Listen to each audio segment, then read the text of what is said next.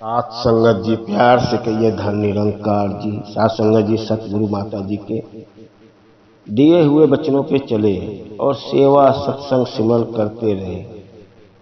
सेवा जितना गुरु को करते हो उतना ही आपको सुख और शांति मिलता है। और सेवा में कोई स्वार्थ नहीं रहना चाहिए। ये 5 तत्व का शरीर सौंप दो अपने सतगुरु को, जितना सेवा कर सकते हो करो। सासंग जी ऐसे ऐसे महात्मा है कि जो सेवा का मौका मिलता है जी जान से लग जाते हैं। कुछ लोग कहते हैं तुम्हारे घर का खर्चा कैसे चलता है? सतगुरु सब व्यवस्था कर देता है। जहाँ जहाँ सेवा का मौका मिलता है, गुरु के पहले इजाजत आने के पहले उनको वहाँ पता चला जाता है कि आपको सेवा करना है। वो पहुँच जाते हैं, 2-2, 3-3 महीने तक सेवा करते रहते हैं। सासंग जी जो सेवा करता है गुरु, उनका घर का सेवा वो कर देते हैं। उनके घर में जो कमियां रहती है पूरा कर देते हैं।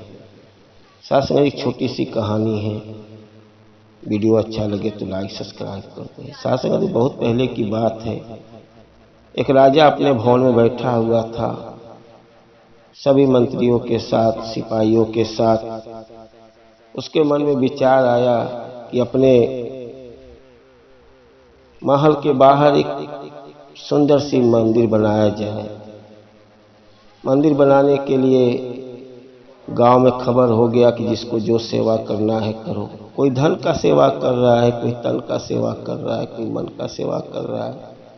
सेवा में सब लगे हैं। एक बूढ़ी दादी थी, वो भी उसको इच्छा हुआ सेवा करने का, लेकिन शरीर में ताकत उतना नहीं रह गया है और पैसे की उतना धन दौलत भी नहीं है कि सेवा कर सके। बेटा जो था दही में से, उस दूध में से मक्खन निकालता था, उसका घी बाजार में बेचता था। जो उसकी छाछें बनती थी कोई कोई ले जाते थे, नहीं बाद में उसको फेंकना पड़ता था। तो बूढ़ी माँ को समझ में नहीं आ रहा है कि मतलब मैं क्या करूं। तब तक उसका पोता आया, बोला दादी दादी मुझे 1 गिलास छाछ दो ना, रखा हुआ है जो। जब दादी छाछ देने लगी तो उसको ध्यान आया कि मेरे पास तो छाछ तो पड़ा रहता है, क्योंकि जब उसमें से मक्खन निकाल लेता है बेटा तो घी बेचता है, तो छाछ कभी कभी अपने पास पड़ा रहता है। क्यों न मैं छाछ का सेवा कर दूं वहां पे। वो भी अपना वहां पे छाछ लेके पहुंच गई अपने पोता के साथ में और लगी सबको साथ छाछ का सेवा करना। जो भी काम करते थे, जितना उसके घर पे छाछ रहता था सबको थोड़ा थोड़ा मिल जाता था, सबको ठंडक मिलती थी। बूढ़ी माँ का बड़ा तारीफ होता था, क्या बूढ़ी माँ सुबह छाछ लेके आ जाती है, सबको परवान करती है। सासंग जी धीरे धीरे मंदिर का महल बनने वाला था। बूढ़ी माँ के अंदर आशा था कि मैं इसमें कुछ सेवा कर देती, कोई मेरा भी सेवा हो जाता। अभी लास्ट जब मंदिर का गुंबज बनता है उसके ऊपर लास्ट पत्थर रह गया था रखने का। बूढ़ी माँ घर पे आई, बड़ा चिंता थी, तो देखी झोपड़े के बाहर एक बहुत बड़ा पत्थर रखा हुआ था। आई वहां पे मजदूर लोग से बोली, देखो ये पत्थर काम में आता है तो रख दो वहां पे मंदिर में। सभी लोग देखे, बोले बूढ़ी माँ ये पत्थर बड़ा अच्छा है। मंदिर के ऊपर उसको पत्थर को रखा गया। बूढ़ी माँ को संतुष्टि मिल गई, चलो कुछ मेरा भी मंदिर में सेवा हो गया।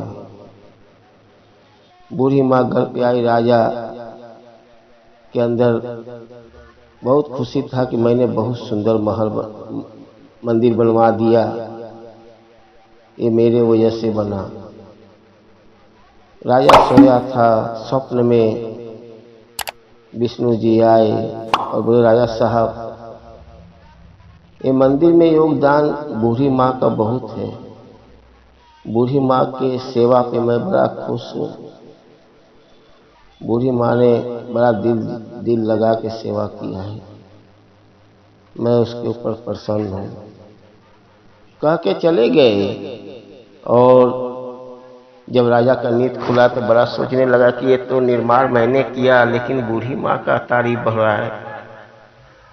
पहुंचा बूढ़ी माँ के पास, राजा साहब हाथ जोड़ के बोलने लगा कि स्वप्न में देखो भगवान आए थे और आपकी तारीफ बहुत हो रहा था, आपने बहुत सेवा अच्छा किया है।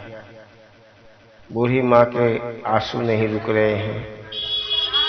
राजा ने बूढ़ी माँ के लिए वहीं पर एक रूम बना दिया, कमरा बना दिया रहने के लिए। बूढ़ी माँ वहीं पे अपना रहने लगी, उसके खाने पीने का सब व्यवस्था हो गया। सासवें कहने का भाव यह है कि जब हम गुरु को सर पर अपना जीवन अर्पण कर देते हैं, सेवा में लगा देते हैं, सत्संग में लगाते हैं, तो वो कहीं न कहीं से रास्ता बनाते हैं, उनकी नजर हमारे ऊपर पड़ जाती है। इसीलिए साथ संगत जी, जब हमको ज्ञान मिल गया है तो हम सेवा सत्संग सिमरन करो। सिमरन जब करते हो शुरुआत में नींद आती है, नहीं करने का दिल करता है। साथ में कोई भी कार्य करने के लिए पहले शुरुआत करो। बच्चा बड़ा पैदा होता है तो ऐसे ही बड़ा नहीं हो जाता, उसको चलना सिखाना पड़ता है। घर में खाना बनाने के लिए आप सीख नहीं जाते हो, देखते हो मेरी माँ कैसे बना रही है। साथ संगत जी, वैसे ही जब गुरु के शरण में आ जाओगे तो उनके दिए हुए कार्य को करोगे। जब सिमरन करोगे तो हमेशा आपके जुबान से सिमरन निकलेगा। संत ऐसे ऐसे संत हैं, जब चलते हैं तो उनके अड़ोसी पड़ोसी देखते हैं तो बोलते हैं हाँ कोई संत महात्मा जा रहा है। उनका भाव, उनका चेहरे पे मुस्कान रहती है। कब समझ में आता है कि 5 तत्व का शरीर है, पुतला है। इससे जितना जीवन में खुशियाँ ला सके लाओ। और साथ संगत जी, जीवन में हमेशा मुस्कुराते रहो, हंसते रहो। काहे का गम?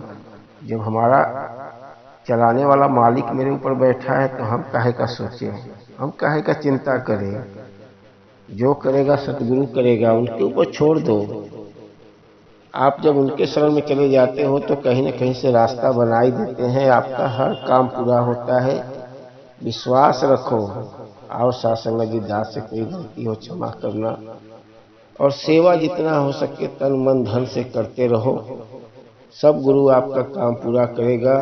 आओ साथ संगत जी, दास से कोई गलती क्षमा करना और प्यार से कहिए धन निरंकार जी।